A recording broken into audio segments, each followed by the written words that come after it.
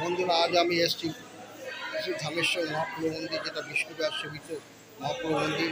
আজকে বিষ্ণুপ্রয়াদ সেবিত মহাপ্রভুকে দেখাবো আজকে কী পোশাক ধারণ করতে, কী রূপে আছে মহাপ্রভু। এই সুন্দর ভিডিওটি দেখবেন। ধামেশ্বর মহাপ্রভু শ্রী বিষ্ণুপ্রিয়া দেবী পূজিত মহাপ্রভু।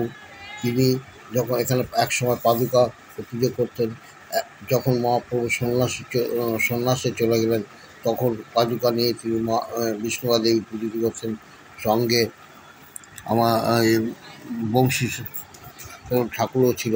কিন্তু একসময় নীলাচলে গিয়ে পুরীতে মহাপ্রভু অন্তর্ধান করলেন। সেই অন্তর্ধানের কথা শুনে শ্রী বিষ্ণুপ্রিয়া দেবী এবং বংশী বদন ঠাকুর অন্ন জল ত্যাগ করে কান্না করতে শুরু করলেন। তখন মহাপ্রভু তাদের দুজনাকেই স্বপ্নাদেশ দিলেন এবং স্বপ্নাদেশ দিয়ে বলেন যে, তোমরা কাঁদছো কেন বেকার? তোমরা এক কাজ করো, আমার মা আমাকে যেখানে যে নিম গাছের তলায় বসে দুগ্ধ পান করাতেন, সেই নিম গাছ নিয়ে এসে তোমরা বিগ্রহ তৈরি করো এবং বিগ্রহ করে পুজো পুজো পুজো ও সেবা করো। আমি সেখানে তোমাদের নিত্য দর্শন দেবো। এই কথা শুনে সে বংশী বদন এবং বিষ্ণুপ্রিয়া দেবী শিল্পীকে বললেন, ডেকে আনলেন এবং বললেন, তুমি নিম কাঠ দিয়ে মহাপ্রভুর মূর্তি তৈরি করো। তখন শিল্পী বললেন যে, এই শক্তি আমার তৈরি করার শক্তি আমার নেই। তখন বংশীবদন বলে, তোমাকে মহাপ্রভু স্বয়ং ভরসা দেবেন যে তৈরি করার তুমি চিন্তা করো। সেই মতো শিল্পী 15 দিনের মধ্যে তিনি মহাপ্রভুর মূর্তি বিগ্রহ তৈরি করলেন এবং বংশীবদন ঠাকুর এবং বিষ্ণুপ্রিয়া দেবীকে আদেশ দিলেন যে একটু মূর্তি তৈরি হয়ে গেছে। তারা এসে যখন মহাপ্রভুর মূর্তি দেখলেন, সুন্দর দেখতে লাগছে মূর্তিকে, তখন তারা দুজনে খুব খুশি হয়ে তারা একটি দিন ঠিক করলো, যেই দিনে যে মহাপ্রভুর মূর্তি উদ্বোধন হবে এবং নানান বৈষ্ণব সমাজকে এবং সব জায়গায় তারা সমস্ত লোককে আমন্ত্রণ জানালেন।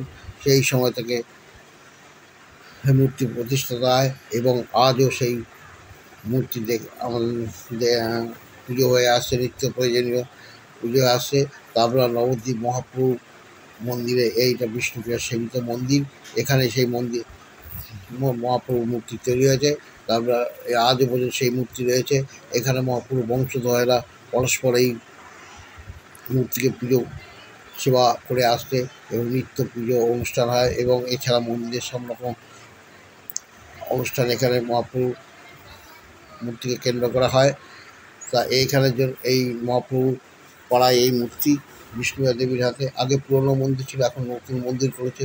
এই মহাপ্রভু মূর্তি নানান এক এক দিন এক এক রকমের রূপ ধারণ করা হয় এবং শোনা যায় বিষ্ণুপ্রিয়া দেবীর এই মূর্তিকে পুজো করতে করতে তিনি এই শরীরে বিলীন হয়ে গেছিলেন।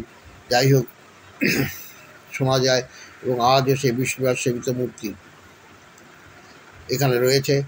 তো নবদ্বীপটা তো ভারতবর্ষের লোকও জানে। তা আপনাদের ভিডিওর মাধ্যমে দেখাচ্ছি, আপনারা দেখুন।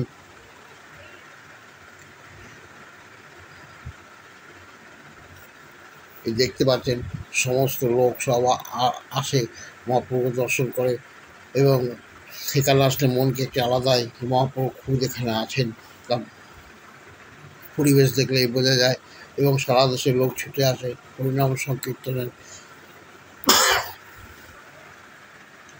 যাই হোক বন্ধুরা, আপনাদের ভিডিওর মাধ্যমে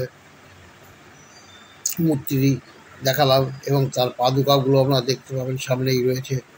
সেই পাদুকা সব প্রণাম করা হয়, কপালে ঠেকালা যদি শীঘ্র মনস্কামনা করা হয় তা আপনার আশা পূর্ণ হবে। যাই হোক বন্ধুরা, ভিডিওর মাধ্যমে শ্রী ধামেশ্বর মহাপ্রভুর ইতিহাসটি কীভাবে তৈরি হয়েছে সমস্ত বললাম। যদি ভিডিওটি ভালো লাগে অবশ্যই লাইক শেয়ার কমেন্ট করবেন। আজ এখানে রাখছি।